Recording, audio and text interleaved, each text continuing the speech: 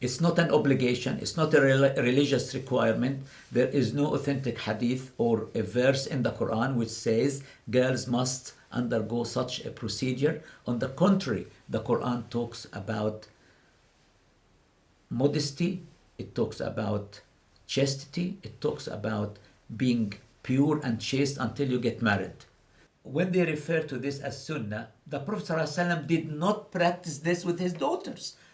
None of the daughters of the Prophet undergone female circumcision. There is no one single reference in the Islamic history of hadith to tell us that he, for example, approved that his daughter Fatima or Zainab would or had female circumcision.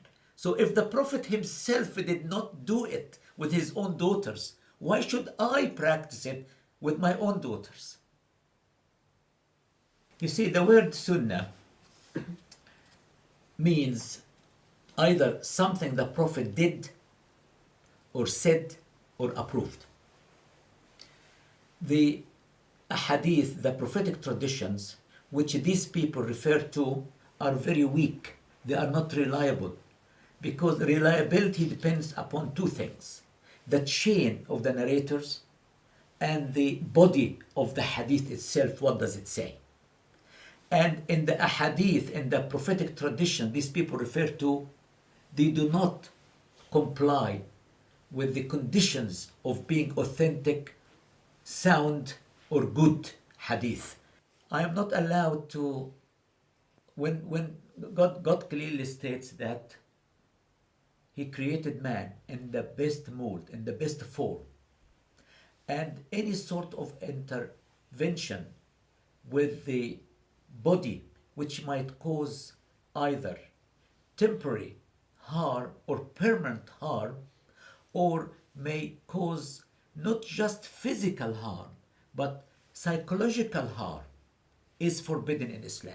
There is no way that the Creator, who perfected the creation of man and gave him all these qualities and faculties, that He would allow us to go and interfere with the body which is in a perfect condition, to remove something which God created the body with it. I would like also to refer to the names of some very famous Egyptian scholars who condemned the whole thing.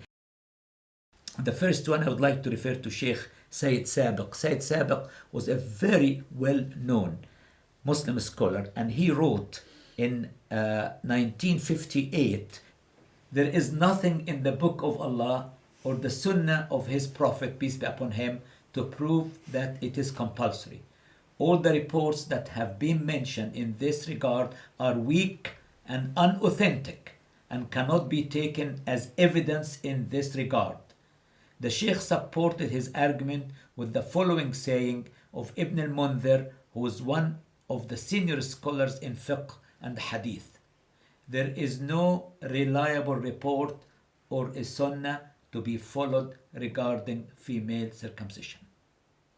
He also argues that nothing can be considered compulsory unless there is supportive evidence on that, whether it is a Quranic verse, a hadith that is authentic in its source and chain of narration, or a consensus of the prominent scholars. Regarding this female circumcision, there is nothing to support it from the Quran, the authentic hadith, or consensus of scholars. In the Islamic Sharia, nothing can be approved except with evidence, and evidence is lacking in this case. Therefore, if a girl was not circumcised, this is not considered a violation to the Sharia or a breach to the religion of Allah.